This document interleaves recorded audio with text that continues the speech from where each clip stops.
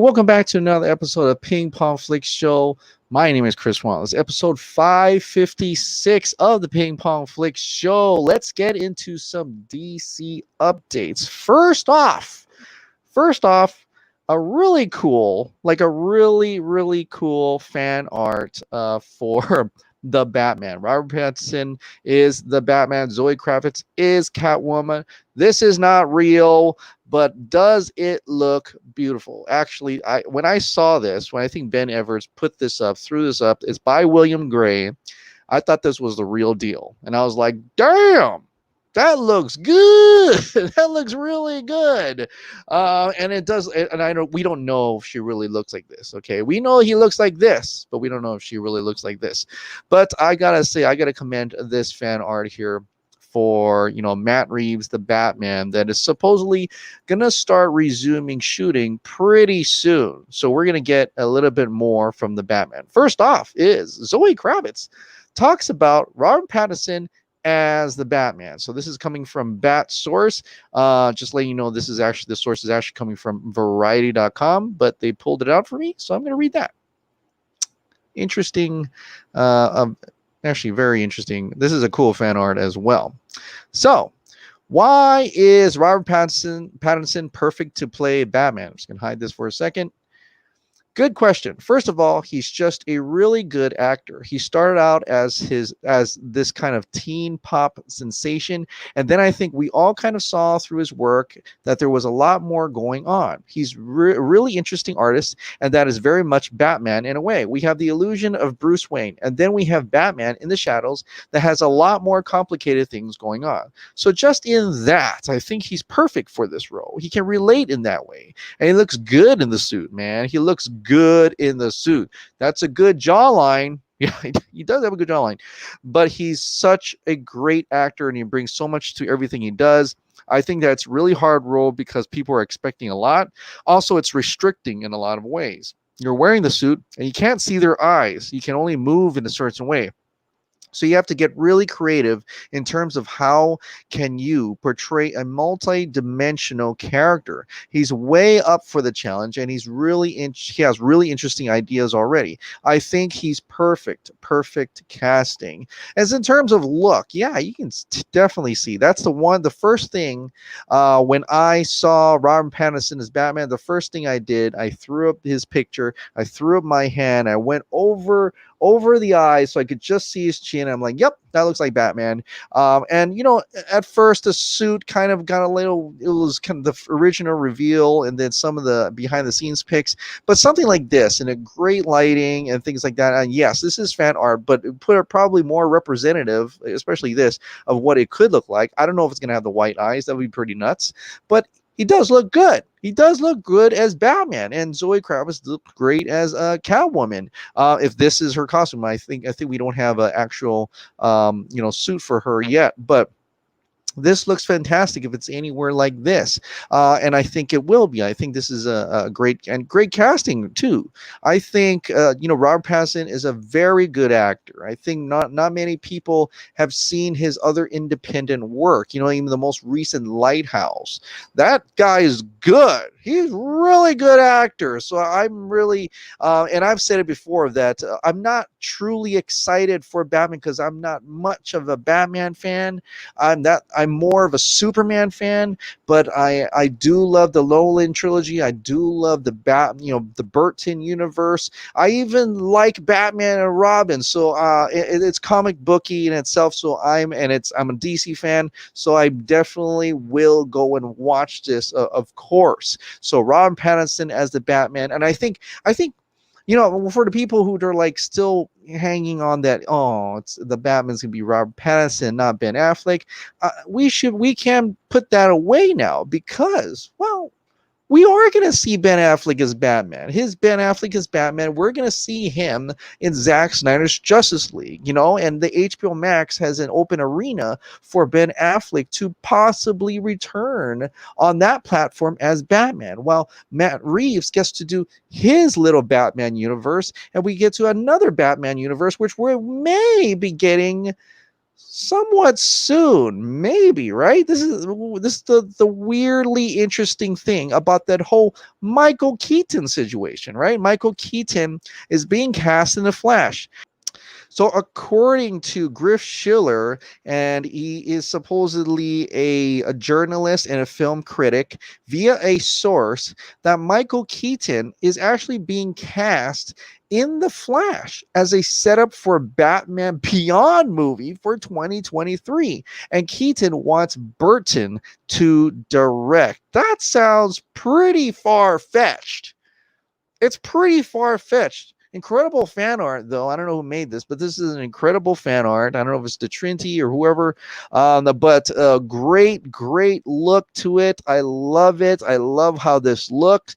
It's certainly a movie that a lot of us wanted for a long time now, since Batman Beyond came out in the series, right? A lot of fans, what Batman fans have wanted to see this interpretation. You know, I think I even remember like Clint Eastwood would have been a cool older Bruce Wayne and things like that. And certainly so. Now my Michael Keaton's around 68. He'd be perfect for an older Bruce Wayne, training Terry to be the new Batman for Batman Beyond. And certainly with this whole Flash thing, Flashpoint, this could essentially maybe give access to this universe.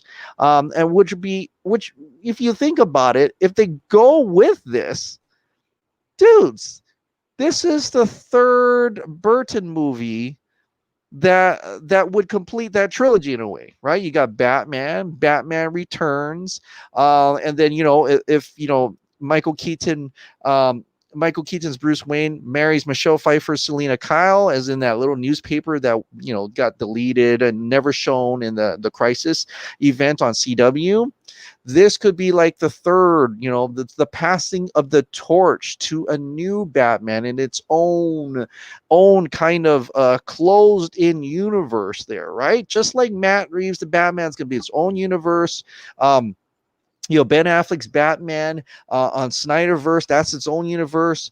They could start up essentially or continue on the Burton universe with Michael Keaton and have their own futuristic time here, right? And that'd be pretty sick. That'd be pretty sick because, we had, oh my God, I'm going nuts now. Now I'm thinking this could go even further. Imagine this universe, and then you have the older Superman, the older Justice League team in. Oh man. Imagine this. Justice Lords, right? Justice Lords, the older Superman. Oh my God, that would be sick. That would be, you're saying, well, how is Henry Cavill Superman in play here? Yeah, it won't necessarily be Henry Cavill Superman, but it could mix and match. We don't know, because you can borrow, like, this is multiverse. You can borrow elements from another universe and put it in your universe because there's multiple possibilities. There could be a Henry Cavill Superman with a Michael Keaton Batman. You don't know, right? There's so many different possibilities, and it's infinite, right? So that'd be pretty sick to have this go off into a distant future. We get to see a little bit of distant future DC, and not necessarily have to deal with origins all the time. Origins. Let's see it farther out. Let's see it farther out to like Justice Lords and having older Superman and stuff like that. Oh my God, I'm getting excited. So this is just fan. I don't know if this is actually happening. It's a rumor. Again, it's a rumor, but the possibilities that the studio and DC and Warner Media are accepting visions, accepting the multiverse, making these possibilities much more endless. It's hot. It's a lot of potential. A lot of potential as a DC fan to get excited and hyped up for, if this is truly the route they're actually going. So, but we'll have to wait and see. I mean, it might not even be that. It might not even be that big. But you know what? Hey, the potential is there. Like I've said, this is the title of the video. We're just at the tip of the DC Iceberg. All right, more on that, more about the tip later. So next thing is a little bit about Suicide Squad. That's right, Jai Courtney. He explains their different flavor of James Gunn's The Suicide Squad. This is an article that came out on Superhero Hype. This is all about Jai Courtney. I'm going to read it through to the comment that he made. I think it's kind of got a different flavor, said Courtney, when comparing David Ayer's Suicide Squad to James Gunn's Suicide Squad, that they both will probably have different directing styles, as we know they already do. There's a whole bunch of new characters. James Gunn has an approach to things that is uniquely his. He pulls a lot of that into the Suicide Squad world, and I think that it fits really well, and audiences are going to have a lot of fun with it. So definitely don't be expecting a David Ayers type of Suicide Squad. This is indeed James Gunn's own Suicide Squad, where he's used to, there's a lot of rated R elements in that. Like, besides when he went over to Disney, he killed off a few people in those films as well. But he's known for some of that brutality, if you will, right? He did help Zack Snyder write Dawn of the Dead, and then he also did Slither. He also did Super. That's James Gunn. That's James Gunn going all out without anybody telling him he has to go PG-13 and they have to like it. No, this is James Gunn. So it's definitely he's going to have that comedy for sure. Black comedy, and it's going to have that violence for sure. With a name called Suicide Squad, with a list of characters that he had, list of actors and actresses, a lot of people are going to perish in his movie. A lot of his characters are going to perish. In fact, it's going to be kind of sad. Maybe Captain Boomerang doesn't make it either. So be on the lookout for that. But if you're looking for the David Ayers Suicide Squad, just gonna remind you real quick that Release the Ayer Cut trending event week 2 is coming up June 30. There's Diablo. I still have this in the link in the description below, and then it has the event times for that. So please participate if you can. Show show David Ayers some love for his Suicide Squad as we wait for James Gunn's The Suicide Squad. Now let's get to something really, really exciting, and that is the Snyder Cut movement raised over $200,000 for the American Foundation of Suicide Prevention. This was announced today from Zack Snyder himself. Zack Snyder, the bottom line, you have saved lives. This powerful movement is amazing with this awesome American Foundation of Suicide Prevention symbol with Justice League in a heart. $200,000 raised and counting. Thank you, Snyder Cut, for all of your support. So that is amazing, guys. We did it. We got the movie coming out, and the movie's announced. The movie's coming out, and then now we're able to save lives at the same time, raising over $200,000 and counting. It has not stopped. It will not stop as we continue to make an impression on the world for mental health awareness. And this is amazing. I am so tickled and so happy to be part of this movie, and I'm so happy everyone involved got together and it became this movement, this from everywhere. Everybody just took up and started helping out, started raising the funds and helping release the movie and saving lives at the same time. So congratulations, guys. Zack Snyder is telling us congratulations and thank you. Thank you for helping release the Snyder Cut and for all the contributions to the American Foundation of Suicide Prevention. Now, I kind of just teased about the tip of the iceberg, right? Only seeing the tip of the iceberg. And this is really for your imagination of what that actually means, okay? On that American Foundation of Suicide Prevention, Vero, Zack Snyder did respond to a few fans, but this one is probably the more compelling. This is actually a post from Krypton Cage. He pulled it out, but it is a response from a fan to Zack Snyder. So the fan asked Zack Snyder, sorry, I just want to ask this two questions badly. Do you have anything surprise for us fans in your cut of Justice League? Because not to be offensive, but whatever spoilers you had planned had already been revealed. Again, I'm a big fan. Have you ever planned on doing Mahabharat, a live action movie, since I heard you are a fan? I'm going to pick this away. So he said, yeah, fuck yeah, you have only seen the tip of the iceberg. Oh, and that's amazing. For all the stuff we know, we actually probably don't even know. And Krypton Cage made a nice little picture representing what that means. This is the 214. This is Zack Snyder's Justice League. We've only seen a tip of the iceberg, right? 214, like I said, was the compromised.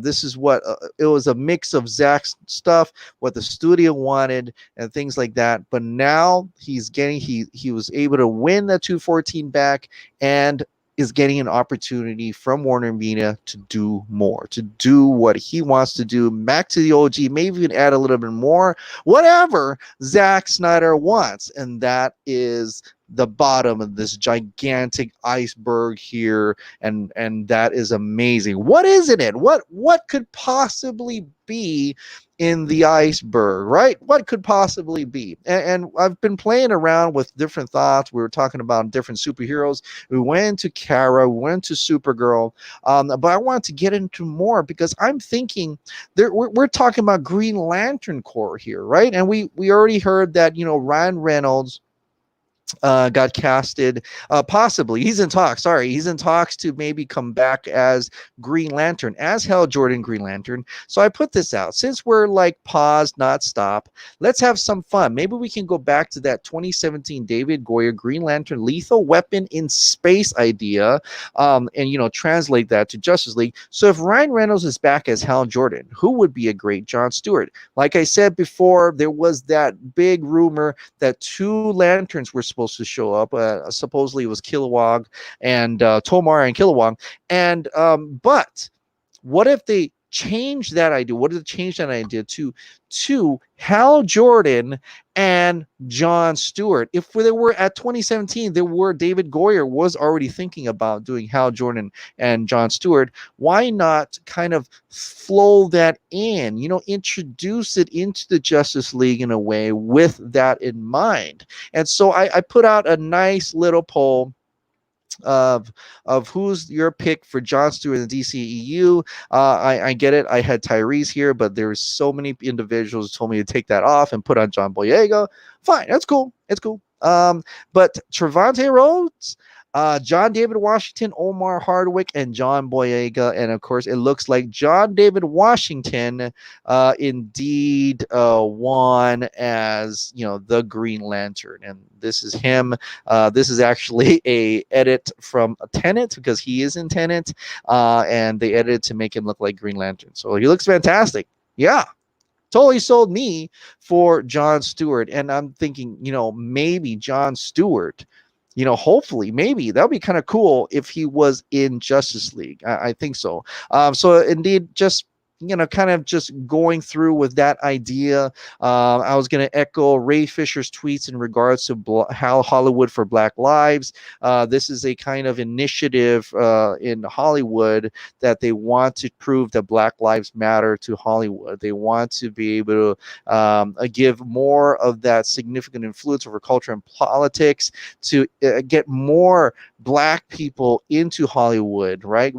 Inclusion and you know, production support as well, casting, crew, whatever, in order to support Black people within Hollywood. So just getting that in mind, I thought, you know, that'd be pretty fantastic to have John Stewart, or maybe he is, you know, John Stewart already in Zack Snyder's Justice League, to be, you know, as a Black person, put on the most powerful ring in the universe, or actually one of the many most powerful weapons in the universe, and be Green Lantern for Zack Snyder's Justice League. So this poll is going up.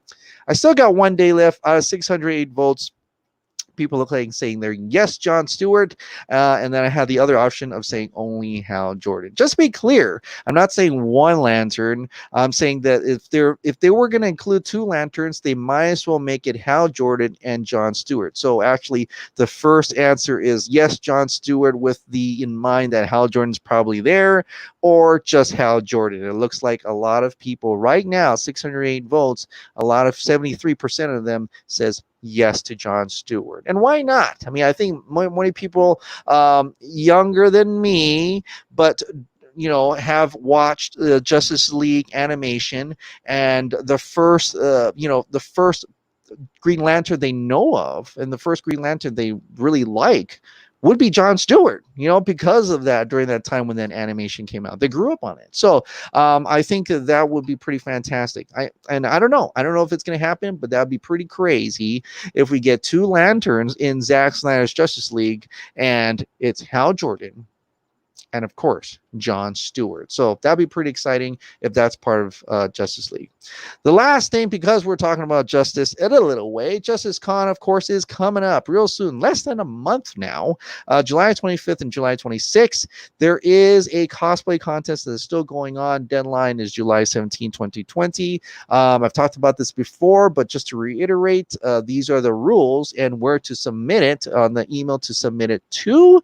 And, they're also saying, Nerd Queens and Meg is also saying that it's okay if it's an older picture of you in cosplay. So if you've been in cosplay before or even put on a costume before, please submit it if you'd like to justiceconvention@gmail.com. So please go ahead and do that. So, and that is it. That is it. I want to thank you so much for watching, and I want to thank you so much for subscribing.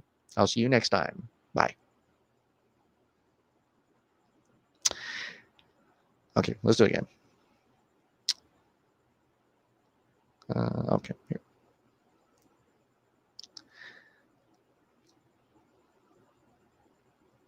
And I want to thank you so much for watching. Thank you so much for subscribing. I'll see you next time.